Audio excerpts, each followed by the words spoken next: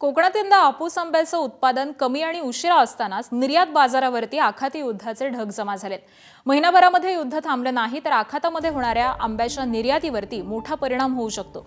मुळात आंब्याला आलेला शेवटचा मोहर देखील करपल्यामुळे हापूसच्या उत्पादनावरती मोठा परिणाम झालाय आणि अशामध्येच काहीही दलाल मंडळी आखाती युद्धाचं कारण पुढे करून आंब्याचे दर पाडण्याचे प्रयत्न करत असल्याची भीती आंबा उत्पादक शेतकरी वक्तव्य करतायत।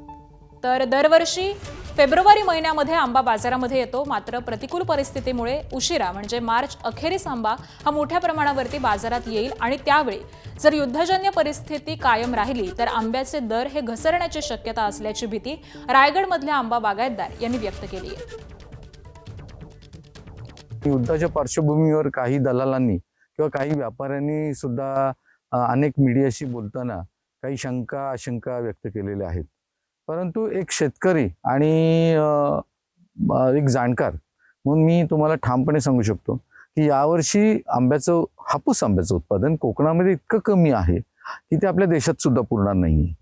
युद्ध जरी सुरू राहिलं आणि पुढील 1 महिना समजा जर युद्ध सुरू राहिलं तर या आंब्याच्या एक्सपोर्टवर फारसा परिणाम होणार नाही, पण मार्च अखेरनंतर सुद्धा युद्ध सुरू झालं तर मात्र थोडंसं एक्सपोर्टवर परिणाम होईल। तोही गल्फमध्ये म्हणजे आखाती देशांमध्ये आंबा जातो, त्या आखाती देशांमधल्या एक्सपोर्टवर थोडाफार परिणाम होईल।